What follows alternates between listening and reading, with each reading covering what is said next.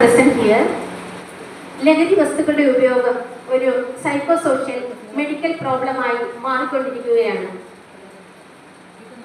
Synthetic ഡ്രഗ്സുകളുടെ ഉപയോഗം എനർജറ്റിക്കായുള്ള കുട്ടികളെ നഷ്ടപ്പെടുത്തി പകരം കുട്ടികളുടെ ബ്രെയിൻ നഷ്ടപ്പെടുകയാണ് ചെയ്യുന്നത്. ഒരു ഭാവി തലമുറയെ വാർത്തെടുക്കാനുള്ള നമ്മൾ കുട്ടികളുടെ സ്കിൽ ഡെവലപ്മെന്റിനെ നശിപ്പിച്ച് സ്കിൽ ഡിസ്ട്രോയ് ചെയ്തതിന് ശേഷം അവർക്ക് പല മാരക രോഗങ്ങൾ ഉണ്ടാക്കിയെടുക്കുകയാണ്. ആൻസൈറ്റി, ഡിപ്രഷൻ മുതലായവ. ഈ സമൂഹത്തിൽ ഒരു ക്യാൻസർ പോലെ പടർന്ന് പന്തലിച്ചുകൊണ്ടിരിക്കുന്ന ഒരു മഹാവിപത്താണ് ലഹരി. ഇതിനെതിരെ ഒരു വ്യക്തി എന്ന രീതിയിലോ ഒരു സമൂഹം എന്ന രീതിയിലോ തുല്യമായിട്ടല്ല പങ്കെടുക്കേണ്ടത്. സർക്കാരായാലും സമൂഹമായാലും വ്യക്തിയായാലും സ്കൂളായാലും എല്ലാവരും അങ്ങേയറ്റം പ്രവർത്തിക്കേണ്ടതാണ്. ഒരു മതത്തെയോ ഒരു രാജ്യത്തെയോ ഒരു ജാതിയെയോ ഒരു രാഷ്ട്രീയത്തെയോ പ്രതിനിധീകരിച്ചല്ല ഒരു ലഹരി എന്ന വിപത്ത് നമ്മുടെ രാജ്യത്തിലൂടെ മുന്നോട്ട് പോയിക്കൊണ്ടിരിക്കുന്നത്. പ്രിയമുള്ളവരെ, 2025 ജനുവരി ഫെബ്രുവരി മാസങ്ങളിലെ കണക്കെടുത്ത് നോക്കിയാൽ ഏകദേശം 70ഓളം കൊലപാതകങ്ങളാണ് കേരളത്തിൽ നിന്ന് റിപ്പോർട്ട് ചെയ്യപ്പെട്ടിട്ടുള്ളത്. മാത്രമല്ല അതിനോടൊപ്പം ക്രിമിനൽ ആക്ടിവിറ്റീസും. നമ്മൾ നമ്മുടെ കുട്ടികളെ ലഹരി മാഫിയയ്ക്ക് വേണ്ടി ഒരു മാർക്കറ്റിംഗ് പ്രോഡക്റ്റായി അവർ ഉപയോഗിക്കുകയാണ് എന്ന് നമ്മൾ മുന്നേ കൂട്ടി മനസ്സിലാക്കേണ്ടതാണ്.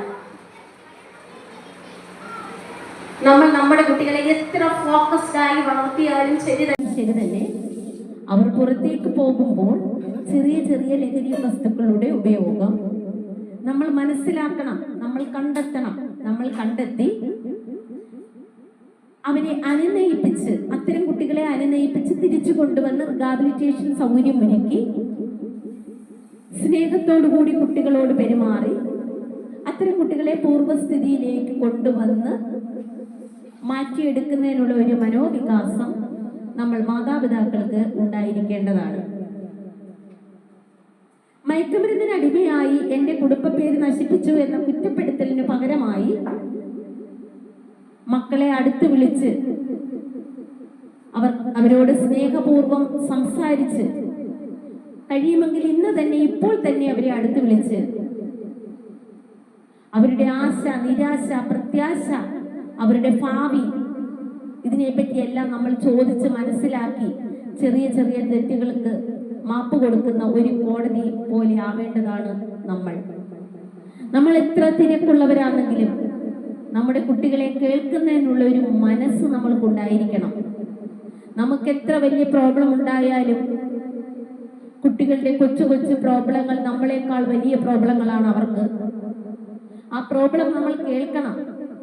കുട്ടികളും മാതാപിതാക്കളുമായി ഒരു കമ്മ്യൂണിക്കേഷൻ ഗ്യാപ്പ് പാടില്ല. അവരെ കേട്ട് മനസ്സിലാക്കണം. അവർക്ക് അതിന് വേണ്ടുന്ന ഉത്തരം നൽകണം. നമുക്ക് കഴിയുന്നിടത്തോളം കാര്യങ്ങൾ കുട്ടികൾക്ക് വേണ്ടി നമ്മൾ ചെയ്തു കൊടുക്കണം. പ്രിയമുള്ള മാതാപിതാക്കളെ, സുഹൃത്തുക്കൾക്ക് ലഹരി കൊടുക്കാനേ കഴിയും. ശരിയും തെറ്റും മനസ്സിലാക്കി കൊടുക്കാനും സ്നേഹവും അംഗീകാരവും കൊടുക്കാനും നമ്മൾ മാതാപിതാക്കൾക്കാണ് കഴിയുന്നത്. ഒരു ഓസ്കാർ അവാർഡിനേക്കാൾ കുട്ടികൾക്ക് ഏറ്റവും കൂടുതൽ വിലപ്പെട്ടതാണ് സുഹൃത്തുക്കളുടെ സാന്നിധ്യം. അവർ അതിനാണ് ഏറ്റവും കൂടുതൽ ഇഷ്ടപ്പെടുന്നത്. കേരളത്തിൽ ഏറ്റവും കൂടുതൽ വ്യാപിച്ചുകൊണ്ടിരിക്കുന്ന ഒന്നാണ് ആറ്റോമിക് ഫാമിലികൾ. ആറ്റോമിക് ഫാമിലികളുടെ വരവോടുകൂടി കേരളത്തിൽ പൊതു ഇടങ്ങളും പൊതു സ്ഥലങ്ങളും പൊതു ഇടപെടലുകളും നഷ്ടപ്പെട്ടുകൊണ്ടിരിക്കുകയാണ്. ആറ്റോമിക് ഫാമിലികളിലെ കുട്ടികളെ കൂടുതലും പഠനത്തിലേക്കാണ് ശ്രദ്ധ തിരിക്കുന്നത്. ഈ പഠനത്തിലേക്ക് ശ്രദ്ധ തിരിക്കുമ്പോൾ കളിസ്ഥലങ്ങൾ, മൈതാനങ്ങൾ, പബ്ലിക് ലൈബ്രറികൾ, ക്ലബ്ബുകൾ, ഉത്സവ പറമ്പുകൾ, ഇവയിലൂടെ കിട്ടുന്ന സന്തോഷം കുട്ടികൾക്ക് അവിടെ നഷ്ടപ്പെട്ടിട്ട് പകരം കുട്ടി ഒറ്റപ്പെടലാവുകയാണ്. കുട്ടി ഇൻട്രോവേർട്ടായി മാറിക്കൊണ്ടിരിക്കുകയാണ്. അവിടെ ഒരു ആരോഗ്യമുള്ള നമ്മുടെ ഭാവി വാഗ്ദാനമായ ഒരു യുവതലമുറയെ നമ്മൾ അവിടെ നശിപ്പിക്കുകയാണ്. കുട്ടി സമൂഹത്തിലേക്ക് ഇറങ്ങി ചെല്ലുന്നതിനുള്ള ഒരവസരം മാതാപിതാക്കളാണ് ഉണ്ടാക്കിയെടുക്കേണ്ടത്. കുട്ടികളുടെ പോരായ്മകൾ മനസ്സിലാക്കണം. മാതാപിതാക്കൾ കുട്ടികളുമായി സംഭാഷണത്തിൽ ഏർപ്പെടണം. ആശയവിനിമയം ഉണ്ടായിരിക്കണം കുട്ടികളുമായി. കുറ്റപ്പെടുത്തലുകൾക്ക് പകരം കുട്ടികൾക്ക് അംഗീകാരം കൊടുക്കണം. ഇന്ന് സമൂഹത്തെ കാർന്നു തിന്നുന്ന ഒരു ക്യാൻസറായി മാറിക്കൊണ്ടിരിക്കുകയാണ് ലഹരി.